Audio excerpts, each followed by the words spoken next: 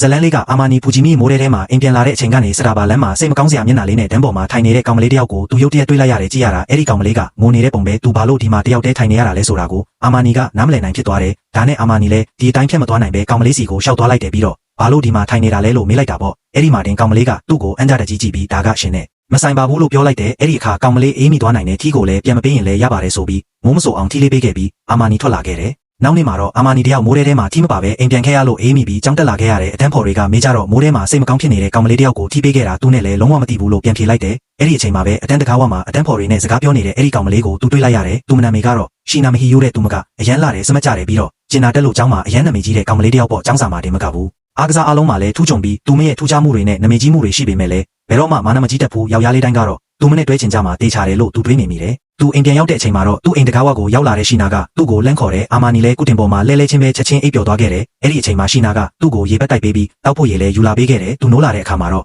ကောင်မလေးကသူနှစ်နာရီလောက်အိပ်ပျော်သွားတာဖြစ်ပြီးတော်တော်လေးလည်းမြ мян ဆန်ဆန်အိပ်ပျော်သွားခဲ့တာလို့ပြောပြတယ်သူအိပ်ပျော်နေတော့မှရှီနာကသူ့အတွက်စံပြုတ်ပြင်ဆင်ပေးခဲ့တာပါသူမအစားအသောက်သွားယူနေတော့အာမာနီကိုကိုပူချိန်တိုင်းနိုင်ဖို့အပူချိန်တိုင်းကိရိယာလေးပေးခဲ့တယ်သူအင်ဂျီချွတ်ပြီးတိုင်းတော့မဲ့အချိန်မှာရှီနာကအင်ဂျီမချွတ်ခင်သူမအပြင်ထွက်တာကိုခဏဆောင်ပါဘူးလို့ပြောလိုက်တယ်ယောက်ျားလေးတွေပြောနေတဲ့ရှီနာဘလောက်တောင်ချစ်ဖို့ကောင်းလဲဆိုတာကိုအာမာနီအခုမှပဲနားလည်သွားတော့တယ်ကောင်မလေးကသူ့အတွက်စံပြုတ်ယူလာပေးပြီးသူစံပြုတ်ပန်းကန်ကိုယူလိုက်တဲ့အချိန်မှာမွေးပြင်းတဲ့အနက်နဲ့သူမရဲ့ဂယုဆိုင်မှုတွေကြောင့်အန်တာသွားခဲ့ရတယ်သူစံပြုတ်ကိုမြည်ကြည့်ပြီးတော်တော်လေးလဲသဘောကျသွားတယ်စားတော့ပြီးတဲ့နောက်မှာတော့ဒီလိုရာဒီဥတုမျိုးမှာဘာလို့တန်းပေါ်မှာတယောက်တည်းထိုင်နေရတာလဲလို့မေးလိုက်တယ်အာမာနီကကောင်မလေးကိုကောင်လေးတယောက်ယောက်နဲ့ရန်ဖြစ်လာလို့စိတ်မကောင်းဖြစ်နေတာလားလို့ခံမှန်းလိုက်တယ်ဒါကကောင်မလေးကိုနည်းနည်းစိတ်ဆိုးသွားစေတယ်ဘာလို့လဲဆိုတော့သူမမှာပဲသူနဲ့မှအခြေရေးမရှိလို့ပါပဲเจ้าမှာနမေကြီးတာနဲ့ပဲတယောက်ယောက်နဲ့တွဲနေမယ်လို့အလွယ်တကူထင်ကြတာကထူးဆန်းနေတာကိုသူမကတော့ဒီအချိန်တော့အတွင်းမှာဘလို့အခြေရေးမျိုးကိုမှမစတင်ချင်သေးပါဘူးရှီနာကဒီအချိန်မှာသူမတယောက်တည်းပဲနေချင်သေးတာလို့ပြန်ပြောပြတယ်အဲ့ဒီအခါအာမာနီကလည်းသူမအနေနဲ့သူ့စီကဘာမှမလိုချင်ဘူးဆိုရင်နောက်ခါသူနဲ့ဆက်သွယ်စရာမလိုတော့ဘူးလို့ပြောလိုက်တယ်ပြီးတော့သူနေမကောင်းဖြစ်နေတာကိုအသုံးချပြီးရှီနာကိုအပြစ်ရှိတယ်လို့မျိုးမခံစားစေချင်ဘူးကောင်းမှုပြုတယ်ဆိုတာပါအကြ